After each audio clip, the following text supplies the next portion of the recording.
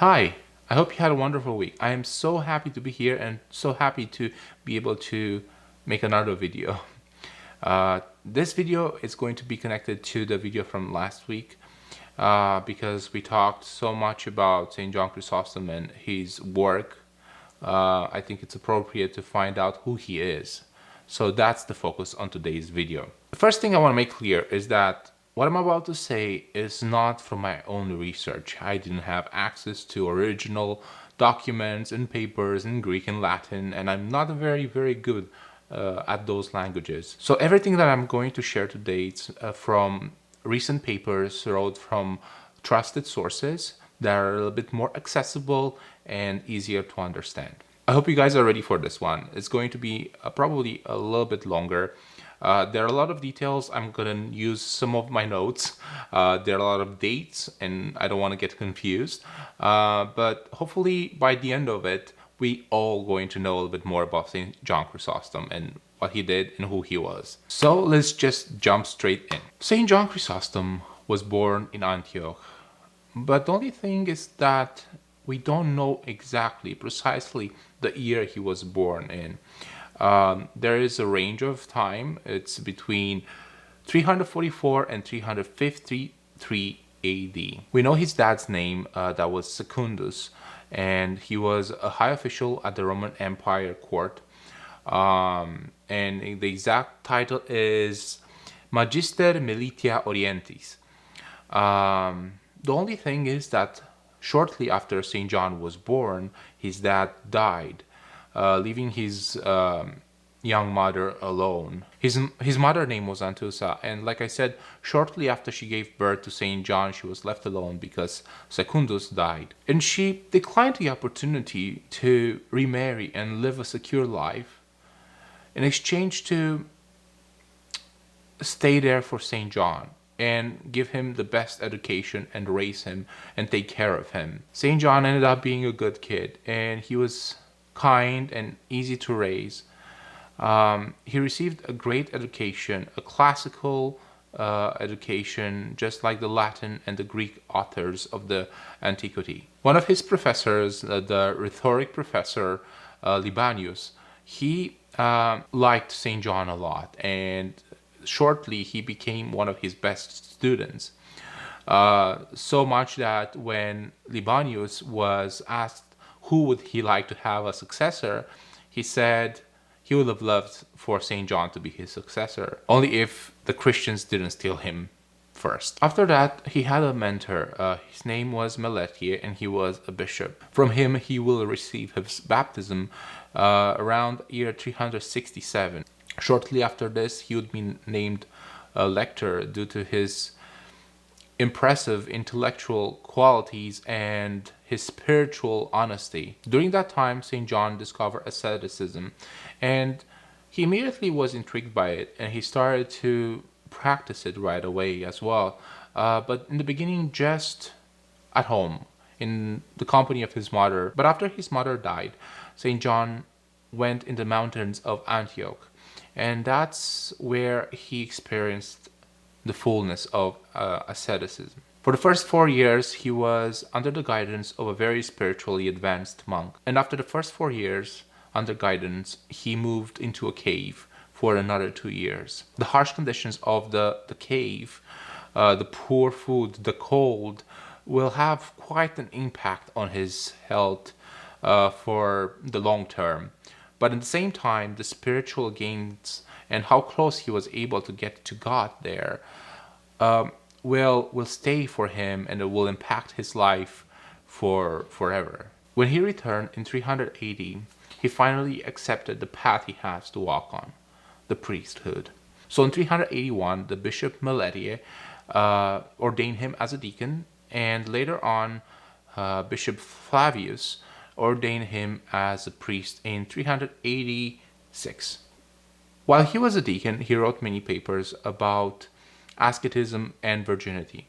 After he was ordained priest, he started to share his homilies and preached in the church every Sunday of the year, except during the Lent, when he would preach and share his homilies almost every single day. From 386 until 397, he had a very productive mission as an orator.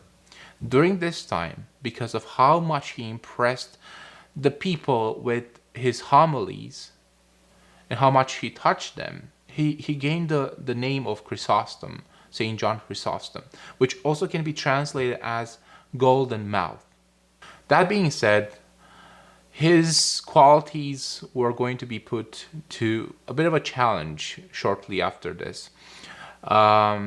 The incident of the statues that happened after is a moment where St. John had a lot of work to do with the people of Antioch. The statue incident is actually referring to the reaction, the angry reaction of the Antiochians at the abuse that was taking place during the tax collection. And because of this, they started to act very vengeful and they started to destroy statues and tear them down. During those times, such a crime would be very harshly punished. And the Emperor Theodosius was definitely not planning to let this event slide. So because of this incident, St. John wanted to help the people to understand the mistakes they did and to make them understand that is not a Christian way to react vengefully. So he had quite a hard mission here to open their minds and to open their eyes and their hearts. As it happens, this incident was right before Lent. So during Lent, he wrote all his homilies in connection with the incident about statues. And the message was very strong. The message was very powerful and was touching the hearts of the people in such a way that it did miracles and reforming and guiding the souls of the people. The 21 homilies that he wrote during that Lent, they ended up being called later the homilies about statues. His last homily about statues actually coincided with the return of the bishop Flavius, which went into a mission to ask for mercy from the emperor, and that mission was indeed successful. There is a rumor that the letter of apology for the Emperor Theodosius was actually written by St. John, and when he heard the words in the letter, apparently he was so impressed that he even cried. After this, St. John's homily started to change a little bit. He was a little bit more warm, and he was a little bit more direct and more free in expressing how he was feeling. He was easily combining dogmatical and moral aspects, and he was putting them in a familiar way towards the people, and the message was reaching in the souls very, very straight and very easily. His message, again, was less focused now on the heresies of those times, and it was more on the chapters of the Bible. This is when he started to write more and more homilies, commentary, explanations of the Holy Scripture. And this is what he was actually sharing with his followers, with the people of Antioch. Shortly, other news came for St. John, and these news were that he was going to become Bishop of Constantinople. These specific news weren't necessarily very exciting for him, for a few reasons. First of all, that he would have to leave his followers and his faithful people of Antioch behind. Second of all, would be all the responsibilities and all the worries that would come with this position. The third reason is that he knew that Eutropius, a very influential but quite corrupt person in Constantinople, had a saying in his nomination.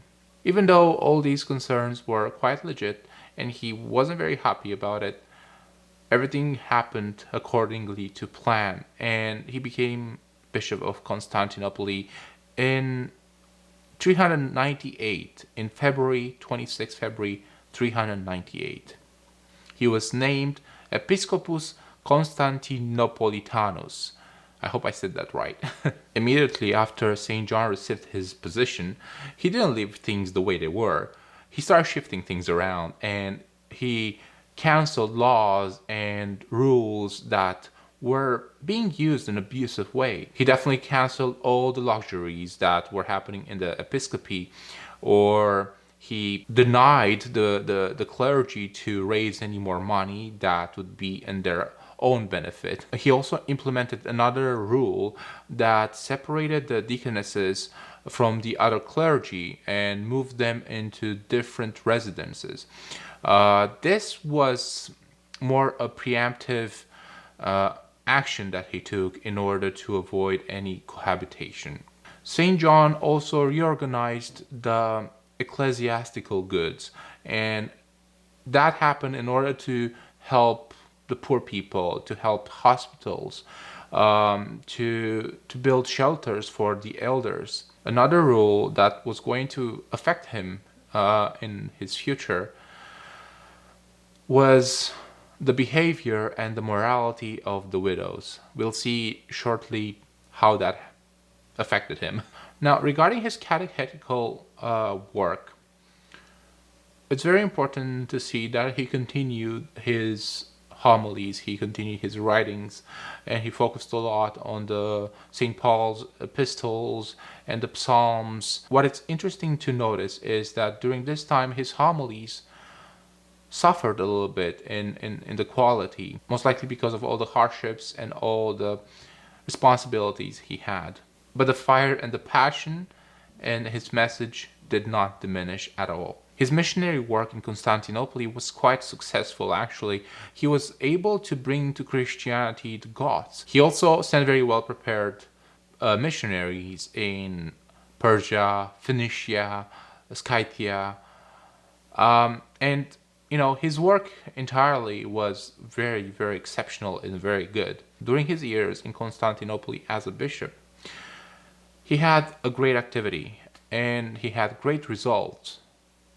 But because of some of his homilies and because of his rules, he made some enemies as well. So this is bringing us in the year 403, when the first plot against St. John started. And this is when an illegal council was formed with the purpose to take St. John down from his bishop chair. On top of the people who organized it and wanted St. John down was also the Empress Eudoxia, who was displeased with the homilies that St. John was sharing, specifically the ones about widows. So this illegal council was actually able to take St. John down from his chair as a bishop. But shortly after this, the Empress had to bring him back right away because so many revolts started in Constantinople, and people were so upset for this decision. And on top of that, also a huge earthquake shook the entire land, that there was no other way than just to bring him back. And the moment when he was brought back, everyone was happy, the crowds were happy, and everything went back to normal for a little bit. So, like I said, it was just shortly, because only 2 months later, those who wanted St. John removed wrote a homily using his name addressed to the Empress. And they compare her directly with Herodias during the time of St. John the Baptist. And this made the Empress very angry and again convinced her to work with the plotters to remove St. John. They used the fact that when he returned as a bishop, he wasn't actually accepted by a council, even though he was removed by a fake illegal council before. So they used that and they said that he's not legitimately supposed to be a bishop now. They told him to leave, but this time St. John didn't want to leave. Didn't want to leave his people anymore, and he tried to stay there. As a consequence, he was arrested and sent into exile. The arrest happened on the June 20th, 404. This exile wasn't very easy for St. John. The conditions that were very harsh were having quite an impact on St. John. And we find all these details in the letters he has with his friends from Constantinople. But even if the conditions were harsh, he said that he sees them as sanctifying virtues. His supporters in Constantinople started to get more and more upset about this exile, and they definitely wanted their bishop back. And they started movements and riots, and the movements went so far that they even set fire to the Cathedral of St. Sophia. So because of all these events, and because the people from Constantinople started to visit him and to come to him more and more often, his enemies didn't like it and decided to move him even further into his exile. On the road to Pythias, the next exile location, St. John will die, being too tired and too sick from all the hardships. St. John died while saying these words, "Glory to God in all the things." So who was St. John Chrysostom? St. John Chrysostom was a short man with a pleasant face, a wrinkled forehead, vivid eyes, and with a deep look. He was a happy person. He was very warm with the people he knew, and a little bit cold and reserved with strangers. He had an impressive intelligence that was combined with his originality in creating an incomparable theological dialogue. This made him be one of the most important preachers in the history, and his greatest work was indeed the guidance of the souls. Also, just how I don't forget, there's one more thing that I want to say about St. John, and is that we Christians, Orthodox Christians, we meet with his work on a weekly basis at least. We celebrate the liturgy that he wrote every Sunday. He is the one who composed the Holy Liturgy that we celebrate throughout the year. I really hope that all the things I said in this video will help you to understand and to know St. John a little bit better. It definitely helped me to make it, and it makes me really happy to be able to share this with as many people as possible. He is definitely a wonderful example and something worthy to follow, and so much to learn from him and from his writings and from everything that he did. So with that being said, I hope all of you will receive some of the blessings from St. John, and hopefully this will encourage you to learn more and to read more from his work. And until next time, all the best and God bless. Bye.